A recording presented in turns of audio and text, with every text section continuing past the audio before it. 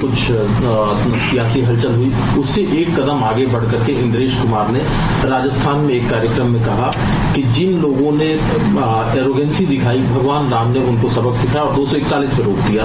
जिन लोगों ने राम का विरोध किया उन्हें 234 पे रोक दिया। थोड़ा करेक्शन करना चाहूंगा इंद्रेश जी को। हालांकि इस संगठन में जो कुछ हो रहा है ये विस्लिंग हो रही है और उसके पीछे के कारण हम जानते हैं। वो एक कहते हैं ना वॉर ऑफ पोजीशन चल रहा है, ग्रैम्शियन टर्म में अगर मैं कहूं। दूसरा मैं एक बात कहना चाहता हूं, राम द्रोही कोई नहीं है इंद्रेश जी, थोड़ा नजरिया बदलिए। मर्यादा पुरुषोत्तम की उस छवि को हम मानते हैं जिसे बापू मानते थे। हम चुनावी राम भक्त नहीं होना चाहते। मर्यादा पुरुषोत्तम के चरित्र को अगर देखिएगा तो आपको ये 241 वाले मीलों दूर नजर आएंगे। बस इतना ध्यान रखिए इंद्रेश जी, बाकी हो ये है वही जो राम रचि राखा। सर, लेकिन आरएसएस अब नाराजगी में बदल गई है, आपको लगता है उसका कुछ असर दिखेगा? देखिए मुझे देखिए, प्रधानमंत्री जी की जो कार्यशैली है ना, प्रधानमंत्री जी की कार्यशैली का एक सबसे, अगर एक वाक्य में बोलूं तो मी, माई एंड माइन, मेरा, मुझको, मुझसे। फिर वैसे व्यक्ति के समक्ष सामूहिकता की आप बात नहीं कर सकते। वो विपक्ष से संवाद नहीं करना चाहते, उन्हें विवाद ज्यादा पसंद है। तो वो अब उनके व्यक्तित्व का ये हिस्सा इतने वर्षों से रहा है, उसमें डिलीट बटन की गुंजाइश मुझे कम दिखती है।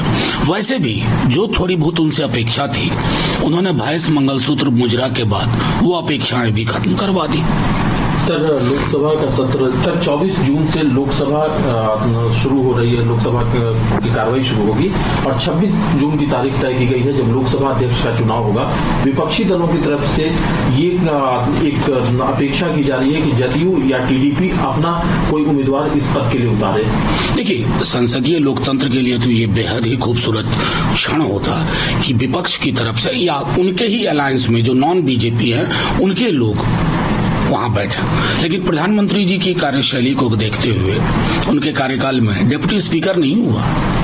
ये अपने आप में वो देखिए, संसद की दहलीज चूमते हैं, वो फोटो के लिए अच्छा है, लेकिन संसदीय लोकतंत्र के प्रति जो गरिमा का भाव, निष्ठा का भाव होना चाहिए, उसकी कमी दिखती है। मैं आज भी कहता हूं कि बहुत सारे परिवर्तन की जरूरत है। एक दिन आपको पूरा का पूरा विपक्ष का होना चाहिए। अगर 7 दिन का सत्र है तो एक पूरा विपक्ष के लोग ही स्पीकर पद पर बैठे, वो मुद्दे लें जो आमतौर पर नहीं लिए जाते हैं। इस तरह की अगर चीजों को हम नहीं करेंगे ना, तो मुझको लगता है कि ये लोकतंत्र में तंत्र लोक पर हावी होता चला जाएगा, जो काफी हद तक हो भी गया है। सर, उसको लेकर के जिस तरह से बातें सामने आ रही है, सुप्रीम कोर्ट तक मामला है, लेकिन शिक्षा मंत्री धर्मेंद्र प्रधान ने कल पदभार संभालते ही कहा कि अभी तक कोई ऐसे सबूत नहीं मिले हैं जिससे कि स्कैम दिख रहा हो। उन बच्चों की आंखों में देखा धर्मेंद्र प्रधान जी ने, आंखों में सबूत, केंद्रों पे सबूत।